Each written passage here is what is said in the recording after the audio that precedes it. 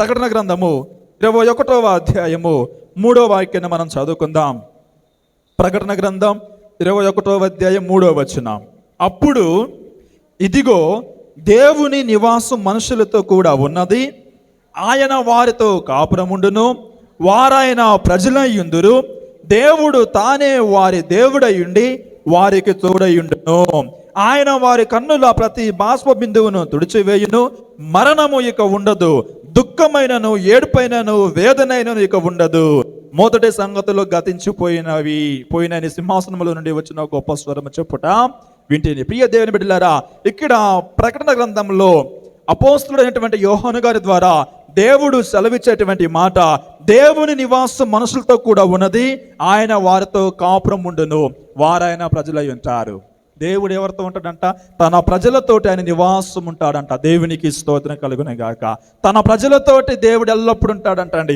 దేవుని యొక్క వాక్యం సెలవిస్తుంది కదా, దేవుడు తానే వారికి దేవుడై ఉండి వారి ప్రతి కన్నుల బాష్ప బిందువులను ఆయన తుడిచివేస్తాడంట. హల్లెలూయా. బాష్ప బిందువులు బాధ కలిగితే వచ్చేటువంటివి కావండి, సంతోషము పొంగి పొరులుతున్నప్పుడు వచ్చేటువంటి కన్నీళ్ళు అవి. సో ఆ కన్నీటికి కూడా ఎంత మాత్రం కూడా దేవుడు మనకి అవకాశం ఇవ్వడంట. అనగా అలాంటి కన్నీరు కూడా మన కనుల నుండి రానివ్వకుండా దేవుడు కాపాడేవాడుగా ఉంచు గాక. తర్వాత ఆయన చెప్తున్నటువంటి మాట, మరణము ఇక ఉండదు, దుఃఖమైనను ఏడుపైనను వేదనైనను ఇక ఉండదు. ఏముండదంట? మరణము ఇక ఉండదు, పైన ఎంత మాత్రం కూడా ఉండదని దేవాది దేవుడు. ఈరోజు మనం చూస్తూ ఉన్నట్లయితే మన చుట్టుపక్కల మనం నివసిస్తున్నటువంటి ప్రదేశాలలో భయంకరమైనటువంటి మనం ఇంటూ ఉన్నాం, భయంకరమైనటువంటి కష్టాలను మనం ఇంటూ ఉన్నాం. ప్రియ దేవుని బిడ్డలారా, భయంకరమైనటువంటి ఆపదలు మనం ఇంటూ ఉన్నాం. అయితే జ్ఞాపకం చేసుకోండి, దేవుని యొక్క వాక్యం సెలవిస్తూ ఉంది, దేవుడితో మనతో నివసిస్తూ ఉన్నప్పుడు, దేవుడు మన మధ్యలో ఉన్నప్పుడు, ఆయన మనకు దేవుడిగా ఉన్నప్పుడు, ఆయన మన మధ్యలో కాపురం ఉంటూ ఉన్నప్పుడు మరణం ఉండదంట, ఏడుపైన దుఃఖమైన ఎంత మాత్రం కూడా ఉండదు. ఈనాడు ఆయన మన మధ్యలో లేడు గనక మనకు మరణాలు వస్తూ ఉన్నాయి. ఆ మరణాన్ని బట్టి ఎంతో దుఃఖం వస్తుంది, దానిని బట్టి ఎంతో ఏడుపును మనము అనుభవిస్తూ ఉన్నాం. అంటే దేవుడు ఆత్మానుసారంగా లేడా అని కాదండి. ప్రియ దేవుని బిడ్డలారా, ఆయన శాశ్వతముగా మనతో ఉండే రోజు ఒక రోజు రాబోతూ ఉంది. తన ప్రజలతోటి ఇక ఎన్నటికీ కూడా మనల్ని విడిచిపెట్టిపోనంతగా దేవుడు శాశ్వతముగా మనతో ఉండే దినము రాబోతూ ఉంది. ఆ దినాన మరణము ఉండదు, ఆ దినము నా దుఃఖము ఏడుపు ఎంత మాత్రం కూడా ఉండనే ఉండదు. అంత గొప్పగా దేవుడు మనల్ని ఆశీర్వదించబోతూ ఉన్నాడు.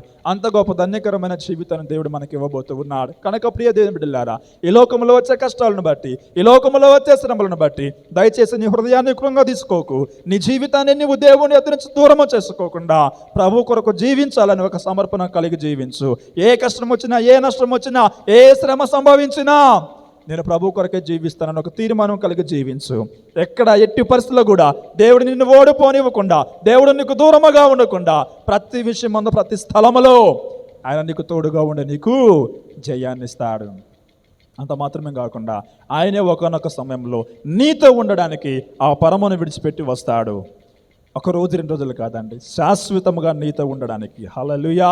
కనుక ప్రియ దేవుని బిడ్డలారా, దేవుని కొరకు జీవిస్తే వచ్చే గొప్ప ఆశీర్వాదం ఇదంతా కూడా. కనుక ఈ లోకంలో కలిగే శ్రమలను బట్టి మనం ఎంత మాత్రం కృంగిపోకుండా, ఎంత మాత్రం కూడా మనము కన్నీటి బాధలకు గురి కాకుండా ప్రభు కొరకు జీవిద్దాం. ప్రభు యొక్క ఆదరణ వైపు మనం కనిపెట్టుకొని ఉందాం.